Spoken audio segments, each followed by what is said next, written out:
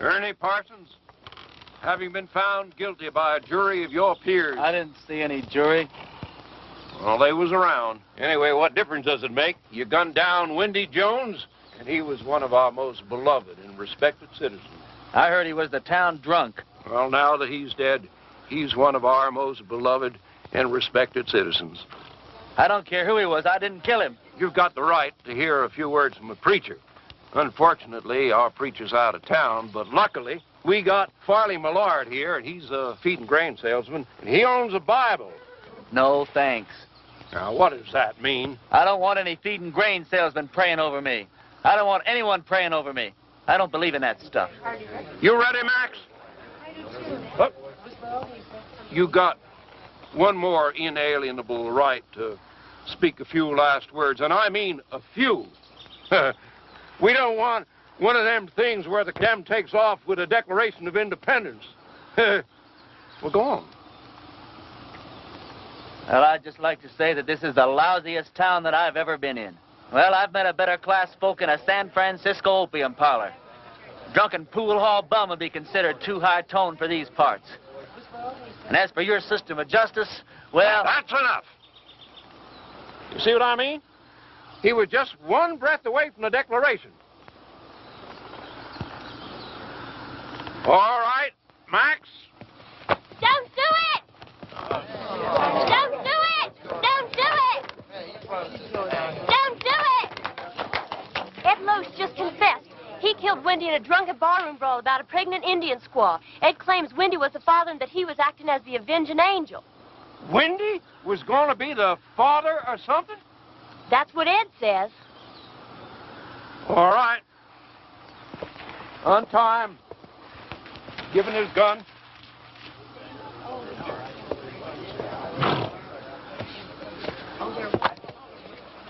Now, that's the way out of town, son.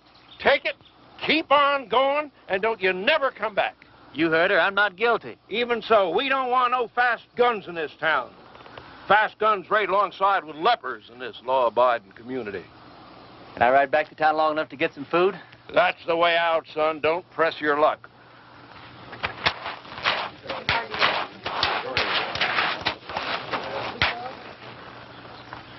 Thanks. Bye. I'm going with you. You don't have to. I'll be back. When? Whatever you do, don't leave town. Wait. Never give up hope. See ya.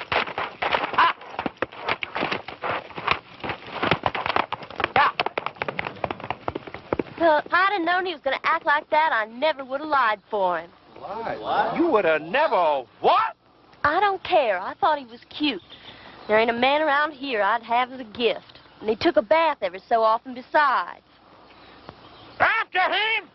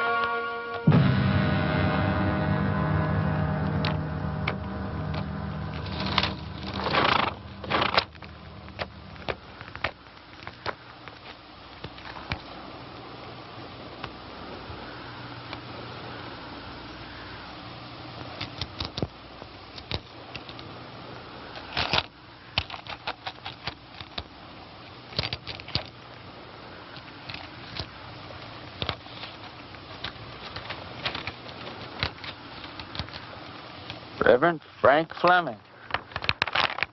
Yeah, pleased to know you, Frank.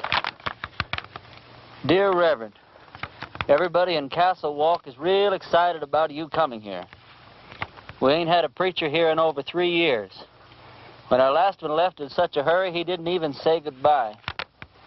He was a pious man, but he had a yellow streak down his back. We're all looking forward to meeting you for the first time. We're all looking forward to meeting you for the first time? I don't know how long you'll be willing to stay, but you'll be welcome every minute of it.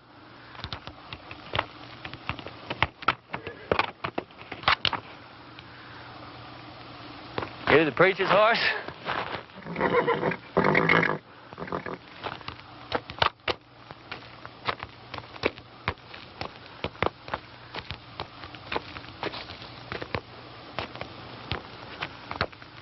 Let's see what you got, pal.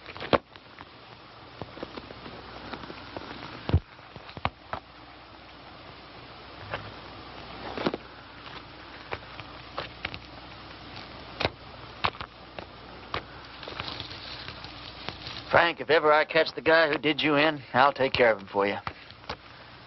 In the meantime, I'm going to need your clothes and your horse. I got a posse after me for something I didn't do.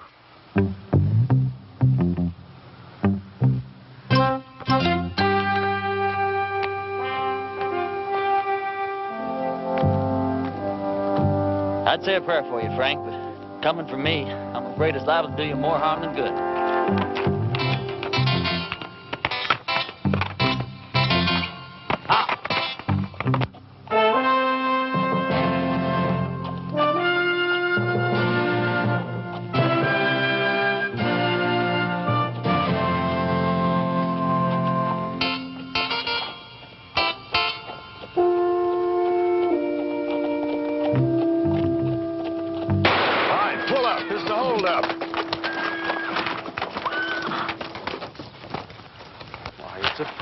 Percy? Sorry about that there, Parson, but we're a little too far off to catch that there caller. Is there anything we can do for you, Reverend? Either of you boys ever heard of a town called Castle Walk? Why, yeah, it's in Arizona. Sure ain't much of a town, though. How far is it from here? Oh, about 150 miles. It's over yonder in that direction. How's your church attendance been lately, boys? You boys see that branch over there? Yes, sir.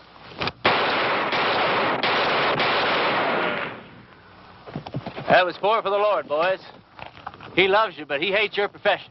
Yeah, I can see how I would. I want you boys to go and sin no more. We surely won't, Parson. As soon as we can afford not to.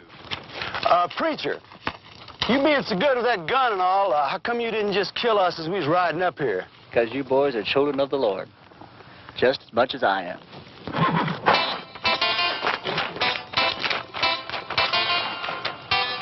Children of the Lord, huh?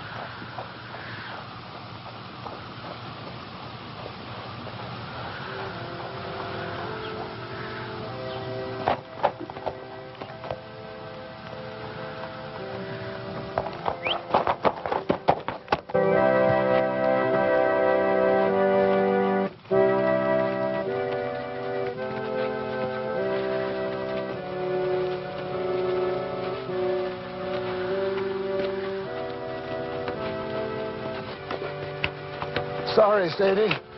Didn't have the time to dig it no deeper. Well, I guess we better just put him in the ground and get it over with. All right. Without even a few words?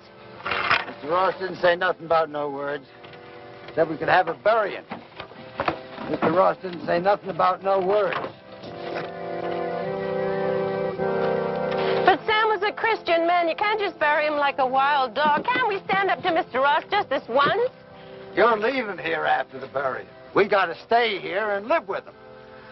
All right, let's get going.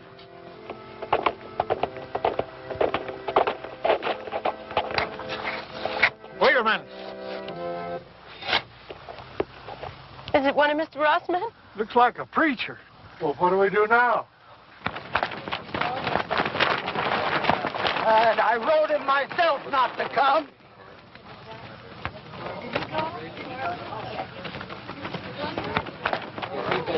Thank God you're here, Reverend. I've got many receptions in my life, ma'am. Yours is almost unique. We were going to have to bury my husband without any proper words being said. But now that you're here... You, the Reverend Frank Fleming? That's right. I wrote you a letter telling you not to come. No, you wrote me a letter welcoming me to Castle Walk. I wrote you that letter. Yeah, but things changed. First, Mr. Ross said it was all right for us to have a preacher, and then Mr. Ross changed his mind. Gentlemen, what the hell is going on here? Reverend! Hell is a word that came straight from the Bible, folks. Now, all I know is we've got a heartbroken little widow here. You did say you were the widow? And these are my children.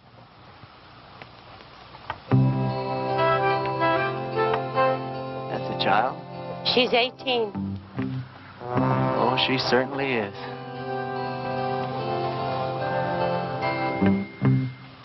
Well, first order of business as I see it is to get this poor man put decently into the ground. Oh, thank you, Reverend.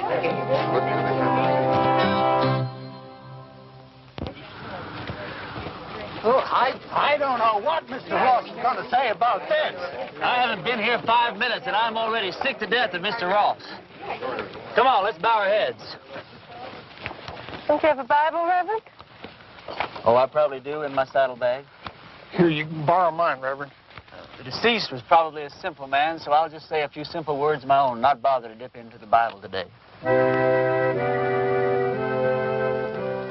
As you all know, it's ashes to ashes and dust to dust, which may not sound like the best deal in the world, but it's the only deal you're ever going to get, so you might as well learn to live with it. I didn't know the late deceased, but some of the works he left behind are mighty impressive.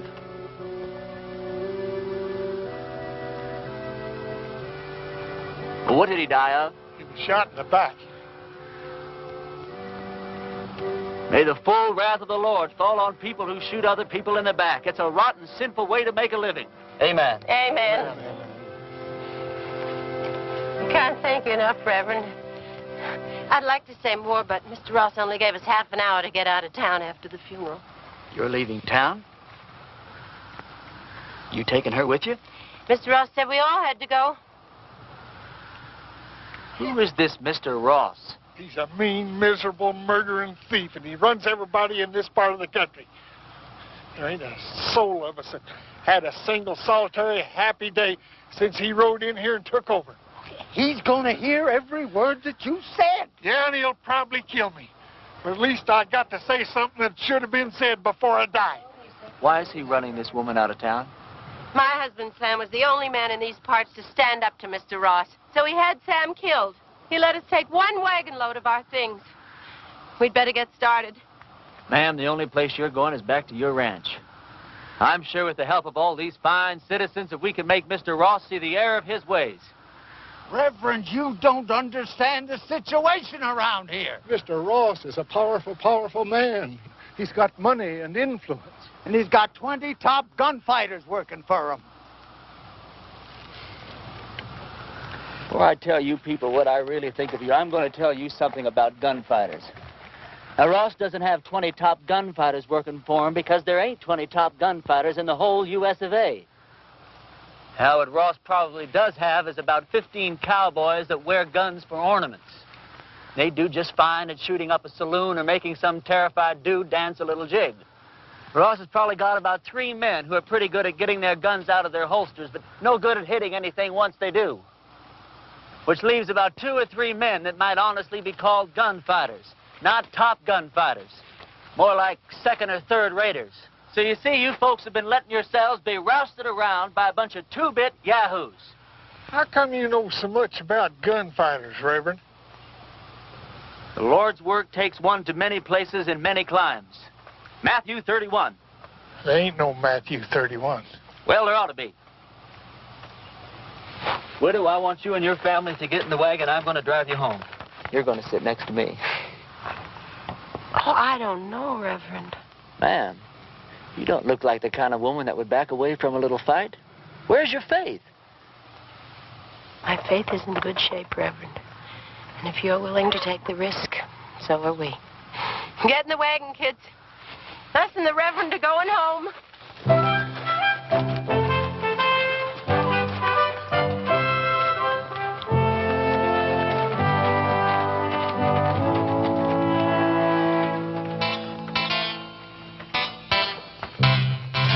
The lives of this family will be on your soul, Reverend. Oh, Reverend. Yeah. A couple of Ross's men are in town, and they're pretty liquored up. That was their first mistake.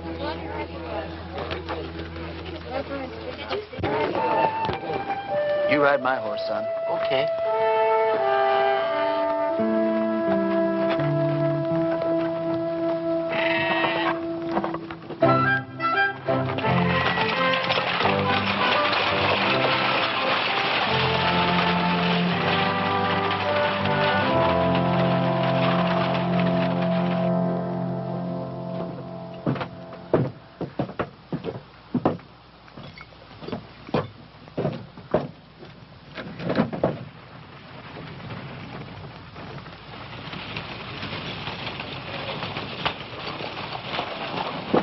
Hey, let's go have some fun.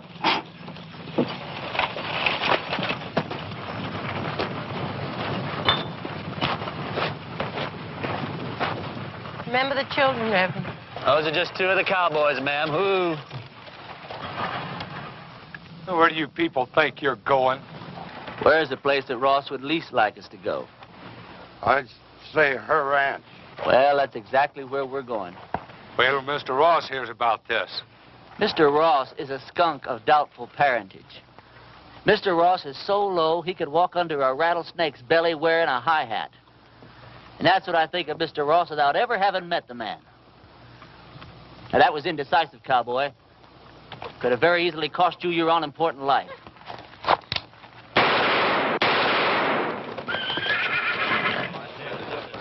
Those could have just as easily been your ears flying off your heads, boys. Well, that's a terrible way for a preacher to act.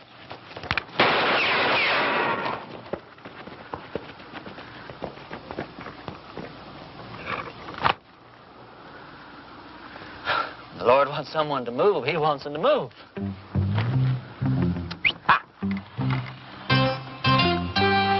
Reverend, my husband Sam would have followed you to hell and back. Don't talk about hell to a sinner, ma'am. You're a sinner? Yeah, we're all sinners. We're about to be.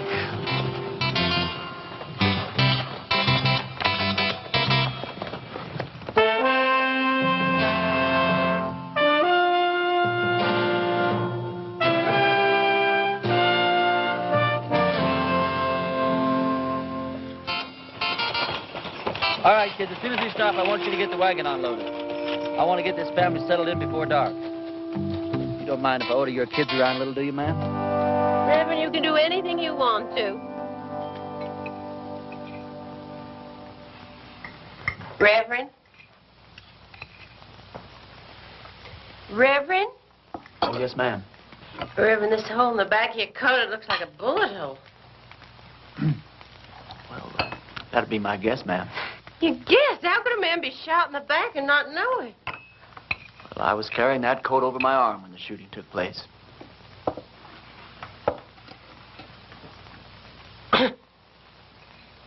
Well, tobacco's one of the Lord's works, too, ma'am. I'll get my things and fix your coat. Do you think Mr. Ross and his men are going to come down and get us tonight? No, not tonight, honey. I'd imagine that Sunday in church would be where he makes his first play. Aren't you scared at all? Oh, I'm scared, all right, Sally. But not the kind of scare that'd make me knuckle under to the likes of that Ross.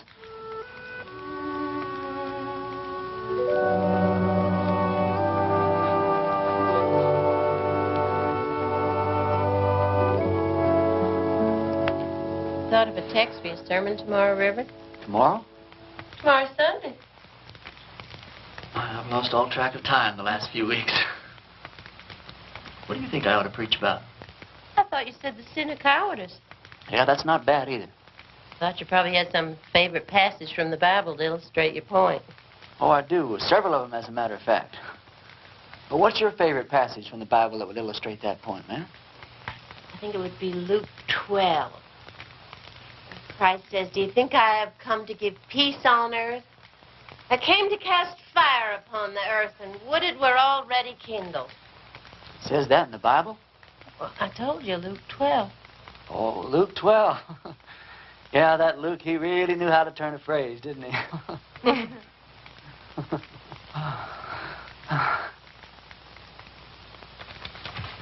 Clean your clothes up for the services. I'd appreciate that. You don't happen to have a Bible around, do you? I seem to misplaced my glasses. Could you turn to that spot in Luke that your mother was talking about? It's right here. You don't wear glasses. You know something, you're right. I don't know what got into me.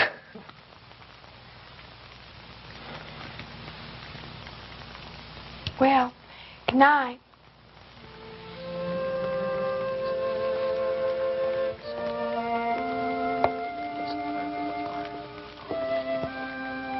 Good night.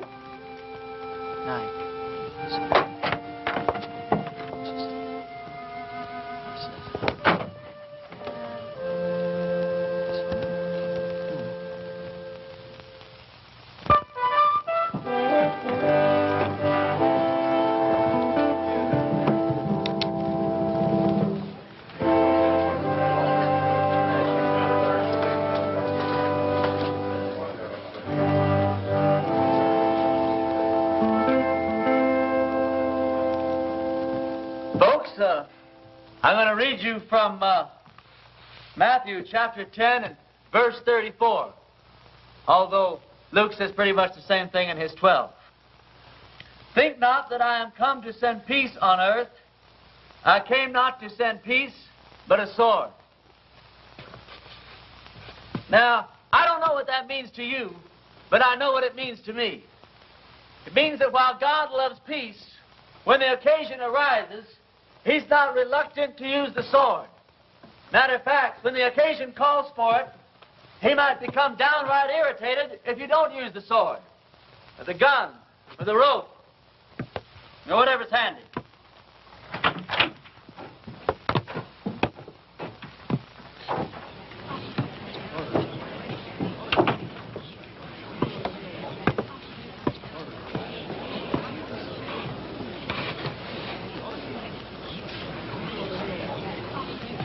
Now, you folks have had a cross to bear here lately, and his name is Ross. They say that people get the kind of lives they deserve, and I guess they do. But when men won't fight for their wives, women, and children, and when their women won't make them fight for what's right, and these people don't deserve any kind of lives at all. That's exactly what you got.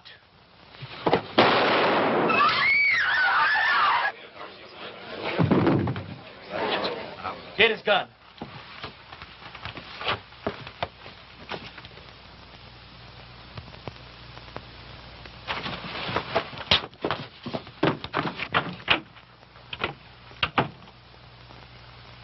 Never done it?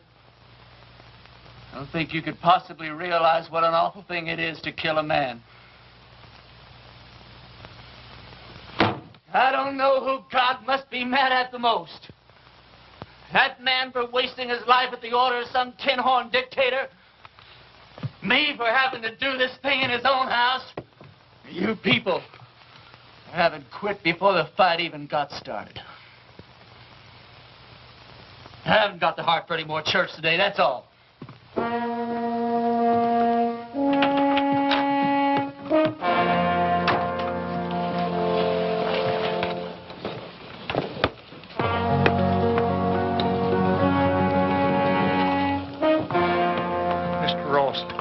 men are outside.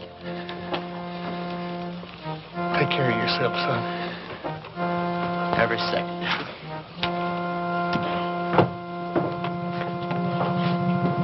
Bring that body outside.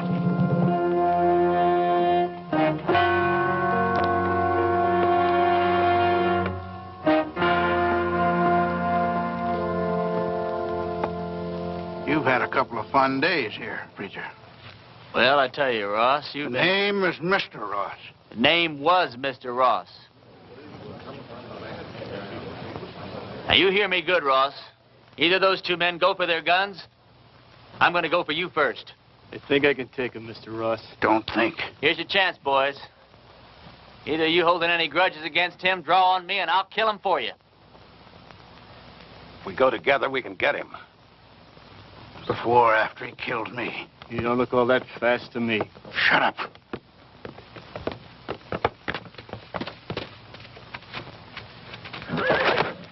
Friend of yours, Ross?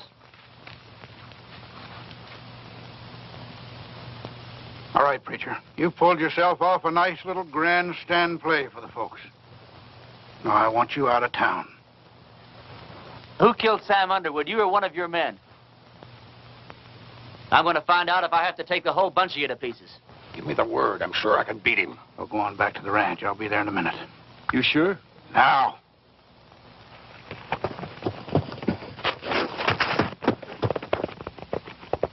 That's the way I like it. Man to man. Do I make the first play or do you?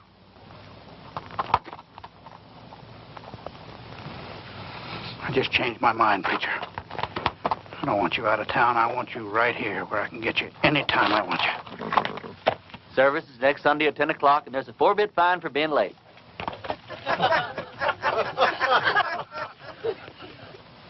You wouldn't shoot me in the back, would you, preacher?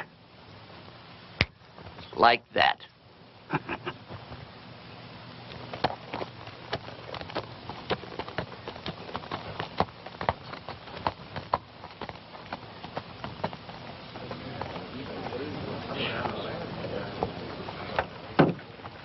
Any of you folks think your preacher doesn't deserve a drink after the events of this morning? Well, we just don't believe in the same God, that's all. Some of you boys plan him, will you? Don't you feel a little strange having a drink with your preacher on a Sunday morning? No. How come? You know, about 10 or 12 years ago, I took a trip up to Cheyenne. Come across this altercation between a 19-year-old kid and one of the top gunslingers in that part of the country at that time. This kid, he didn't want no part of the fight, but this gunny was drunk. And he kept at it, and finally the kid had to go for his gun or get blasted right there in his tracks. It was plumb pitiful. How? This kid was the fastest thing I ever seen. Caught that gunny flat-footed. Why, he was dead before God got the news. I inquired around, found out this kid's name was Ernie Parson. Ernie, what are you doing here in Castle Walk dressed up in that preacher's outfit? It's a wrong guess, Billy. You know, once you've seen a top man handle himself in a gunfight, you never forget one little detail. What do you want for, anyway? Doesn't matter. I didn't do it. They'll hang me just like I did if they catch me. Did you kill Frank Fleming? Oh, of course not. Came across his body in the hills, and he was already dead. I was half starved, no place to go, so I took his clothes and horse and came here. All right. I'll ride back to the ranch, tell the widow and the kids goodbye, and then I'll move on. Why, Lee, you're the answer to our prayers, Ernie. No, I'm not, Billy. Don't let these clothes fool you. God moves in mysterious ways, boy. Not that mysterious. Look, Billy, what I'd like to know is if I do stick around here, how much help can I count on from these God-fearing people? Almost none. Almost none? None.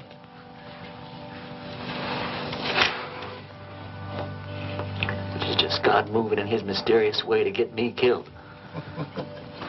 God will smite the sinners of Castle Walk just as surely as he smote the Philistines.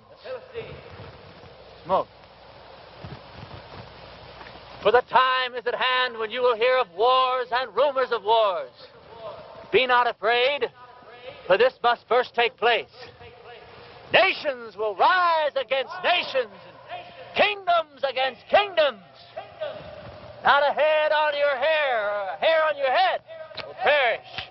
And I quote Luke chapter 21, verse...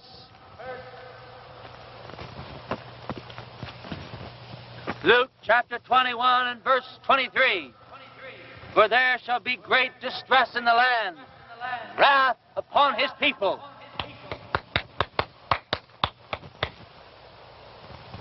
I brought you some lunch. I didn't know preachers had to practice. Well, it's either that or watch the collections fall off. Huh? Oh, that's a real bad joke I stole from the Methodists. Oh, Did your mother know you came out here alone? I don't know. Why? Well, you're a very attractive young girl. Almost too young, as a matter of fact. Most of the girls around here are married by the time they're 13 or 14. 13, huh? Well, I'll have to look into that. Why? They're the lucky ones. Even if they don't get a trip to Phoenix out of it. Is that the price of marriage around here, a trip to Phoenix? No, but it sure doesn't hurt. Look, do I have to keep on calling you Reverend? Oh, no. Call me Ernie. Ernie? My full name's Frank Ernest Fleming. All my good friends, they call me Ernie. Is there anything in your faith against marriage? No, not in my faith.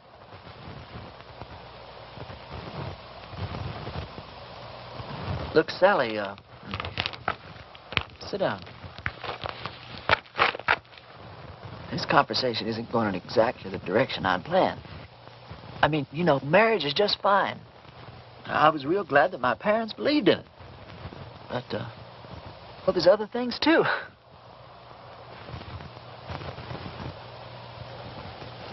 You don't know what I'm talking about, do you? I know what you're talking about. Let's see. What's the matter?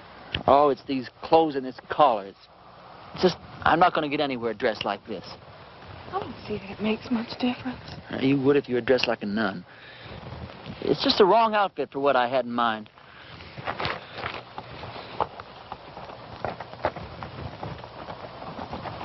Hey, preacher! I gotta talk to you! Hi, Sal. Hi. It's real important.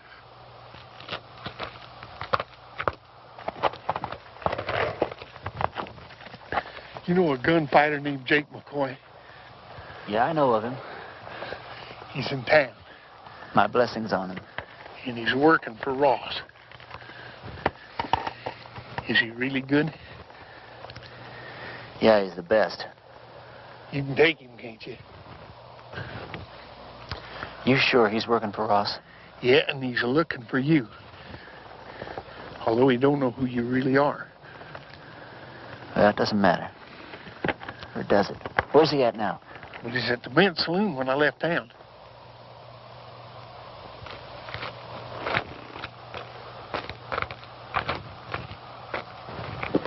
You're going to have to ride back to the ranch alone. We didn't get very much accomplished today, did we?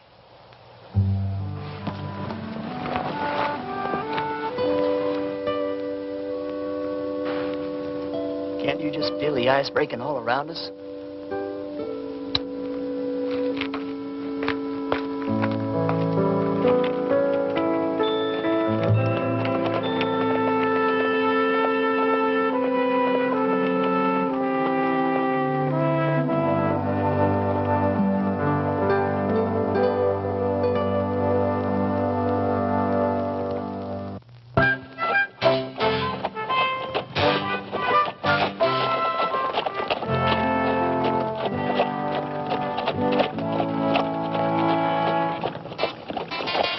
Well, this is your last chance to ride on out of here.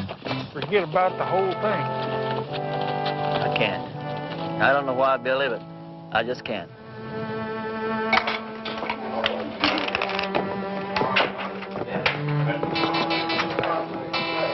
him over yonder by the table. He's already spotted you.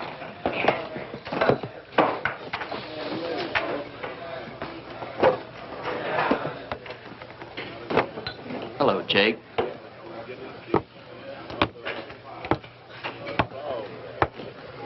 I was just about to go looking for you.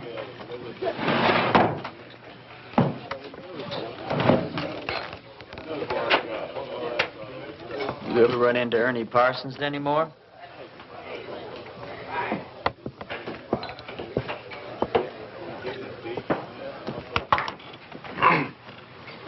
I've never run into Ernie Parsons. Any time, any place at all, ever.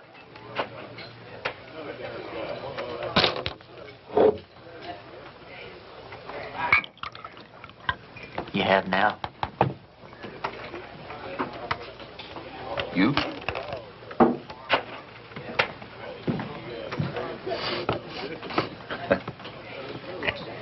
You going to the church? Into hiding for the winter. Oh. I always heard you were kind of smart. I never heard that about you.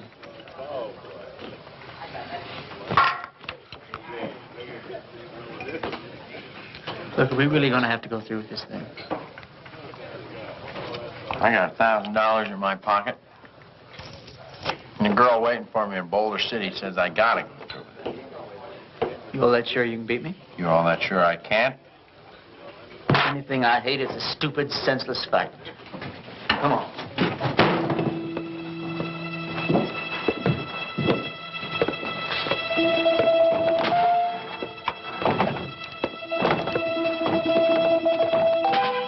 Well, how do you want to do this? Billy, when we get in position, flip a coin. When it hits the ground, we go for our guns, all right? All right. Jake, one of us is going to die, and it's not going to prove a thing. Sure it is, Ernie. It's going to prove which one of us is a fool to call himself a gunfighter.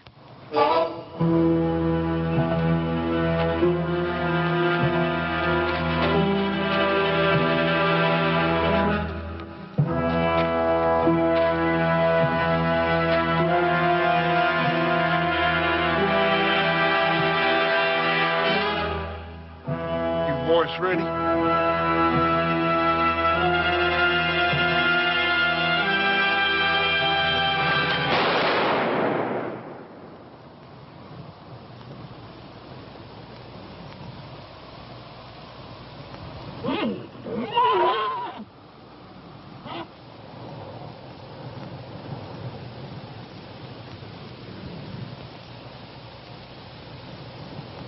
Are you hit? You?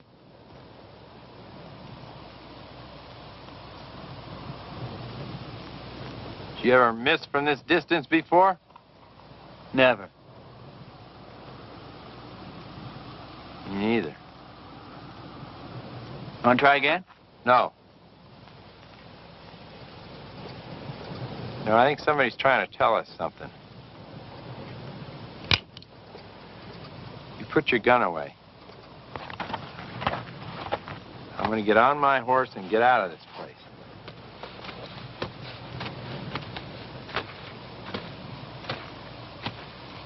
I beat you. You know that, don't you? Oh, no, you didn't. And you know dang well you did, Jake. You going to give Ross his $1,000 back? No, I'm late for my date.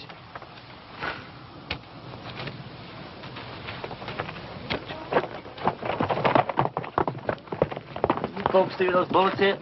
I don't think it hit anywhere, Reverend. That's just plain silly.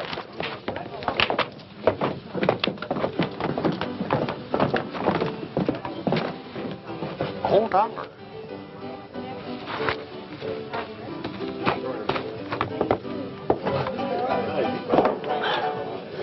This is how those stupid legends get started. Jake and I have an off day in a gunfight. Miss each other. Wish there could be 1,000 explanations. It's because a bunch of rummies standing around don't see where the bullets hit. All of a sudden, you've got the miracle of Castle Wolf. Now, this whole miserable little town's going to think that God's on their side. Well, you got me convinced, son. But somehow or other, I just hardly believe that you convinced yourself. Now, let me point out a couple of things to you. Like what? Well, for instance, you're back yonder in that town and they're about to hang you. And right at the last minute, in rides this gal and saves your neck. She and I had been fooling around a little bit. All right. Well, then you're out there in the brush. Posses are chasing you. Then all of a sudden you come across this here preacher's body. You find this letter that brings you right here to this here town. Supposed to lead him. Yeah, but you was the one that wound up here. Right here where you're needed more than anybody's ever been needed before. Now, do all this make you want to stop and think just a little bit, boy? No. I don't want to talk about it.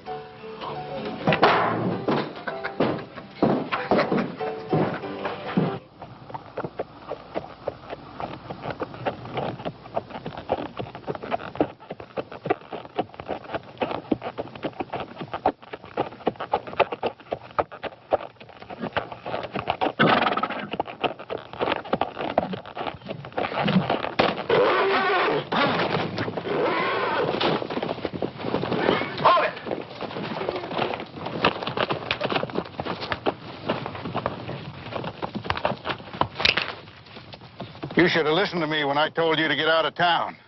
You shouldn't have backed down in front of me the other morning either. Now, this whole town's going to have the idea that you're just a little less than the tin god you pretended to be. Just tell me one thing. What really happened between you and Jake McCoy? I chased that bum out of town. And he's not going to give you your $1,000 back either. He said to tell you that's the price he charges for shaking hands with scum like you. Get on with it. Prayer man, you drop that rope real slow.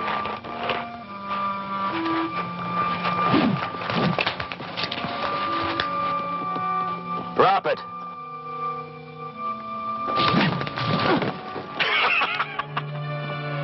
You ain't getting out of town fast enough, preacher.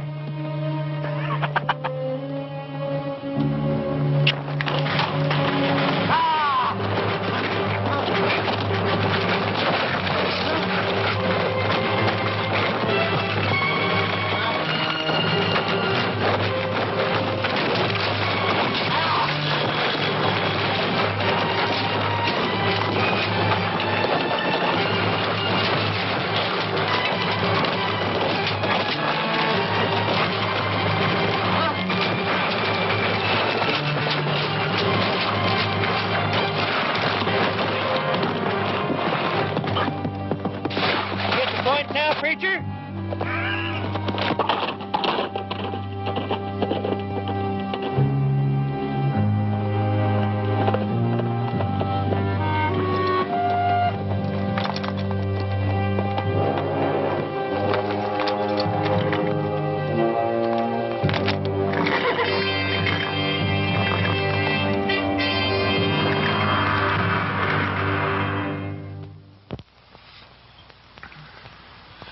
You're in the bunkhouse of our ranch. I thought it would scare the kids if they saw you like this. How'd you find me? When you didn't come home last night, I set out to look for you.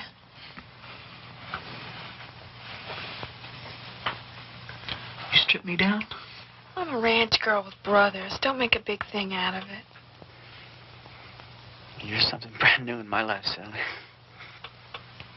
Are you strong enough to get up and get dressed and get out of here? Doesn't matter whether I am or not, I've got to do it. You turn your back, Sal. I'm not as advanced in my thinking as you are. Will I ever see you again? Sure, why not? I'm not going far. Well, you have to. When they don't get your body, Mr. Ross will never stop until they find you. Yeah, this is the first place he'll look. I want you and the kids to go out and dig a grave. Put some kind of a marker on it with my name. Tell Ross you found my body and buried it in the hills. Can I turn around now? Sure. Sally, I don't want anyone to know that I'm alive. I want it to come as a horrible shock to Ross. I want to start giving him trouble in ways he never dreamed of. I'm going to need plenty of food, water, and ammunition. I'll get you everything you need. Where will you go?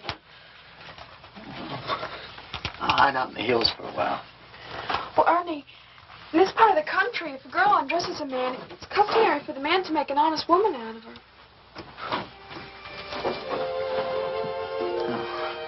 I'm sure that's true in every part of the country.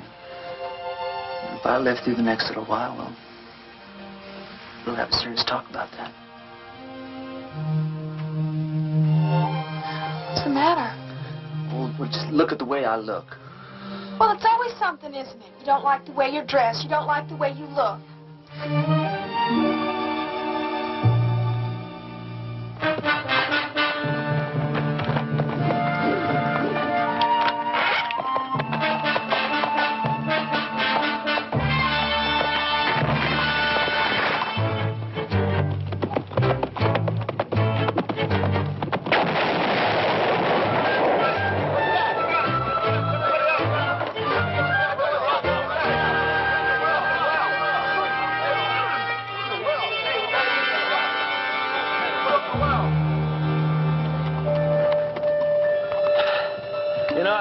There's a bunch of outlaws operating up in these hills.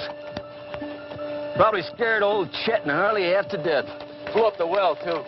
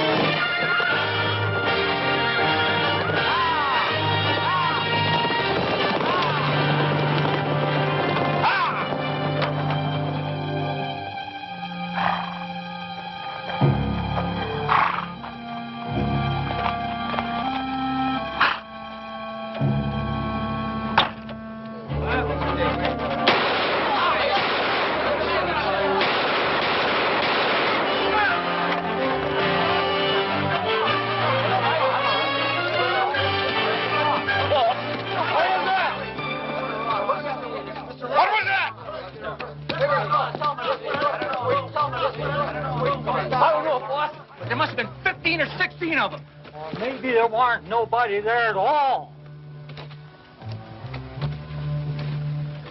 What do you mean? Dragging a preacher through the cactus.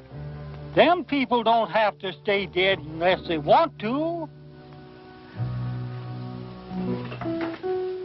Everybody in town keeps talking about the preacher's ghost riding through the hills and shooting at every one of Ross's men that sticks his head up.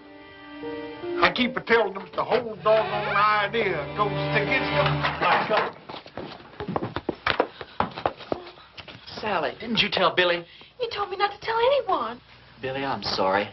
It's sure good to see you alive, boy. Are you sure it's safe for you down here? Honey, it's been a long time since I've been safe anywhere. Lately, it's been getting worse. Isn't tomorrow Sunday? It sure is. Billy, I want you to ride into town and tell everyone that we're having church services tomorrow morning at 10. I'll do it right now.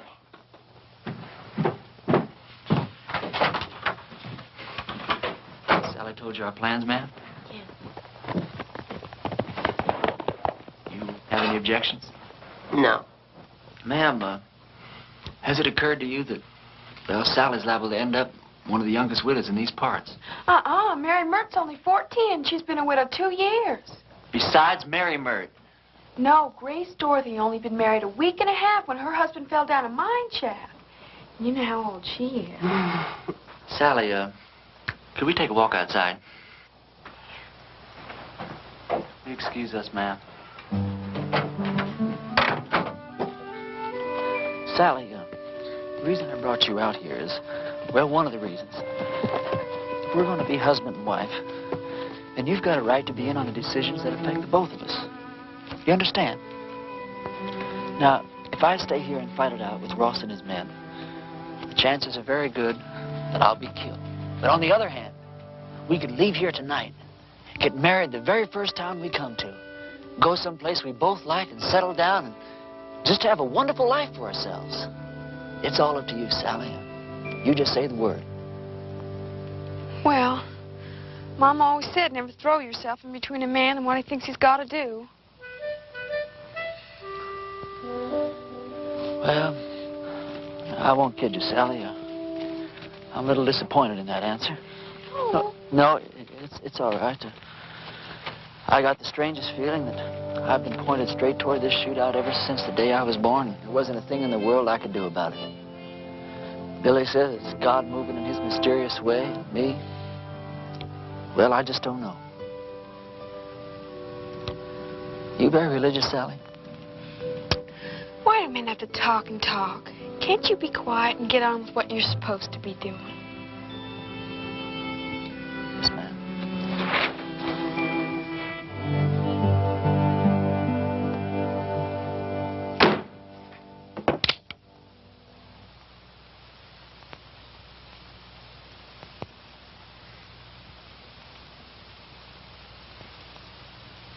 Folks, I'm here today as your preacher and as God's representative. As your preacher, I've stood up to your enemies for you. And all it's gotten me so far is a lot of bruises and a bunch of cactus spines. Now, I understand that a lot of you thought I was dead, and that my ghost was raging through the hills, wreaking my vengeance on Ross and his men. But I want to ask you something. What were your feelings? Were you scared that you might have an angry ghost raging in your hills?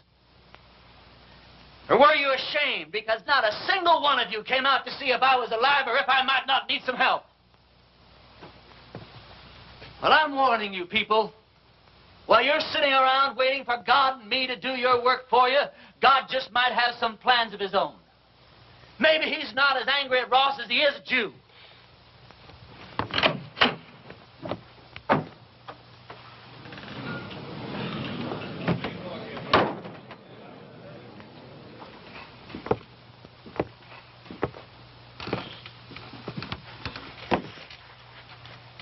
I'm not armed. Billy, go outside. Take a look around. I came alone. Go on, Billy. I just thought it was time that all this foolishness came to an end. We got a new country to build here. We ought to be getting on with it, instead of indulging in all this senseless killing. I won't deny that you've hurt me since you've been here.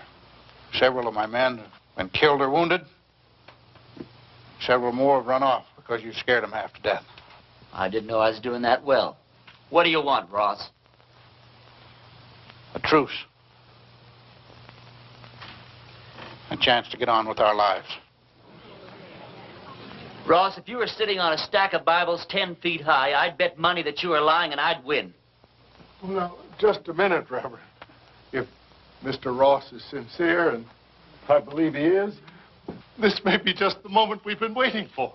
Luther, how could you believe that? I don't believe him for a minute. Now, Sadie. You are going to believe this man after all he's done to you? Jehoshaphat, Reverend. Anybody can make a mistake.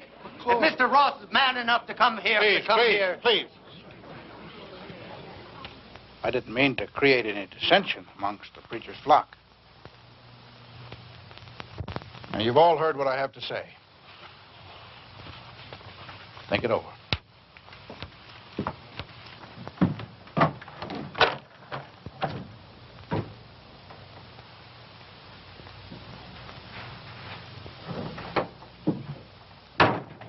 Well, I think we ought to accept the proposition. Well, I think you're right.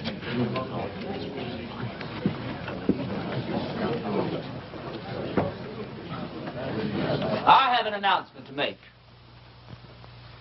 Miss Sally Underwood and I are going to be married tomorrow morning at 11. You're all invited. I don't know. The second the ceremony is over, my wife and I will be leaving this God-forsaken town for good. The ceremony won't take place here in the church. It'll be at the Mint Saloon. You can say what you want about those people at the Mint, but they know why they're there and they do something about it.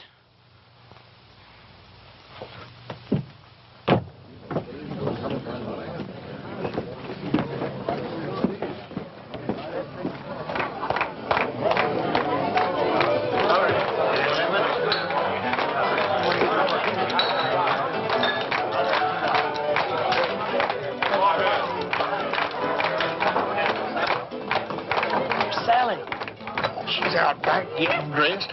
Her mama's with her. Can't take all day with this thing. What's your rush, boy? One of my feelings, and I'm never wrong, that I should get out of this place. Funny you'd say that. Huh? Oh, nothing.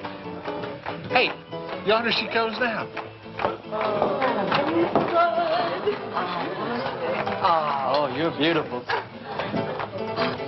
Come on, everybody.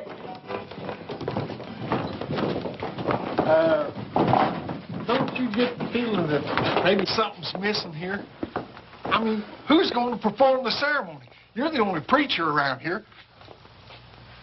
Well, I don't know of any law that says I can't delegate my otherworldly powers. You marry us, Billy. Oh, yes, Billy, come I don't on. know about the legality of all this. Oh, never mind the legality. It's the spirit that counts. Well, Now, I take Sally to be my wedded wife. You go on from there. well,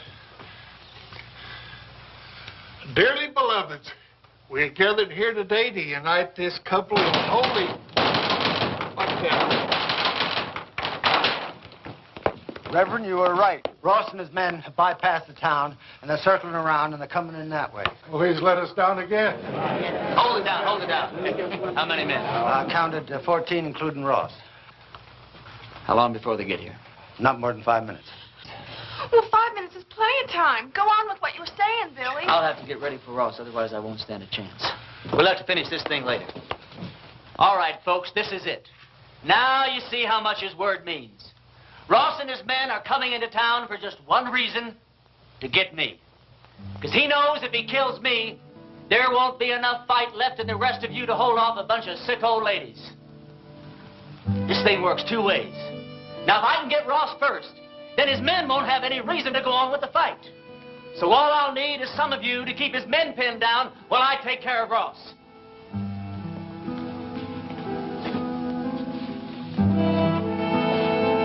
But the women and the children... You don't even have to come out in the open. You can shoot from the windows or from the roofs. You don't even have to hit anything. Just shoot fast and make a lot of noise, but keep his men pinned down.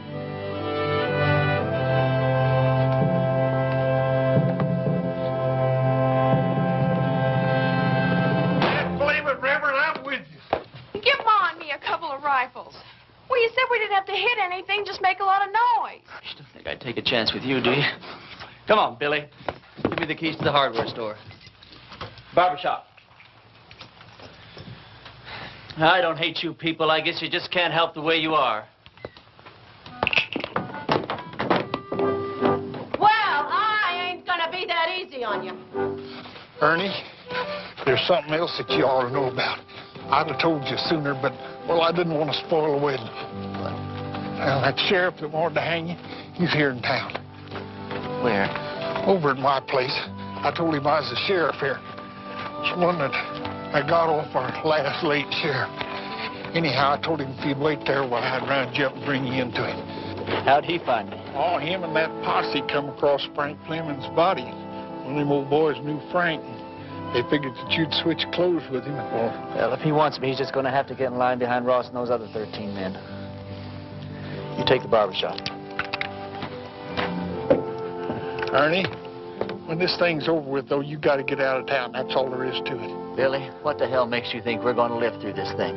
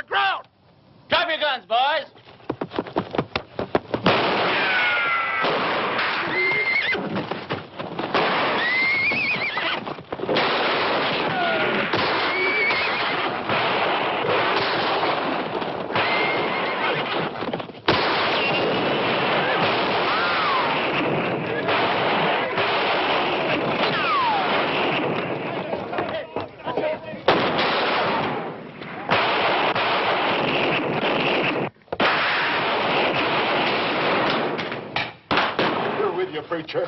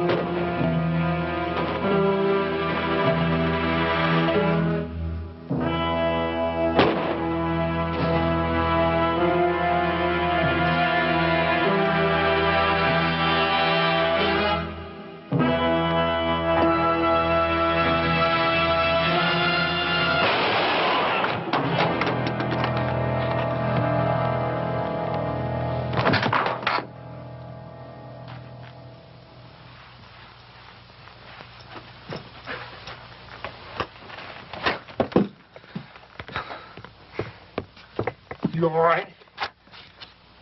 Barely. Listen, all you Ross's men. Ross is dead. Anyone who keeps on fighting is going to have to stand trial. How do we know he's dead? Because I'm alive. All right. You heard the man. The sheriff's going to be down here to find out what this is all about. Yeah, I know. Billy, get my horse and meet me out back, huh?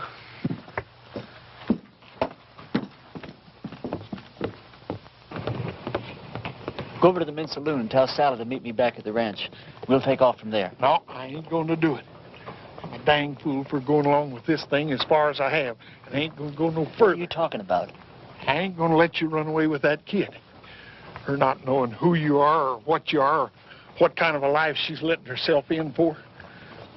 You think if I told her everything, she still wouldn't ride away with me? Well, of course she would, Ernie. Because she's 18 and you're her first love. Well, that's good enough for me. Ernie, when that sheriff finds out you've left town, you suppose that he's just going to give up? I can take care of him. Yeah, you can take care of him with one hand, or you take care of Sally with the other. Then if something goes wrong, why, she can just stand around with your baby in her and watch you hang. You think I could just ride off without telling her why? I'll tell her. Yeah, then what happens to her? Oh, she'll be tore up for a while, but she's young. She'll get over it in a month or two. Yeah, but I won't get over it in a month or two. I'll get your horse. I'll get it myself.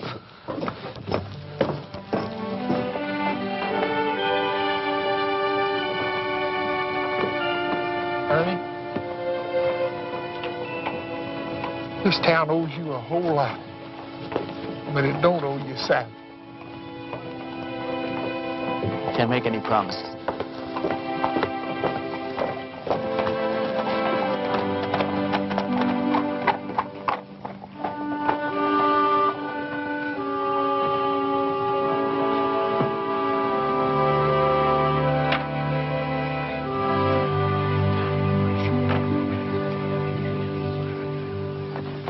He's all right. He's not hurt, and he'll be here any minute.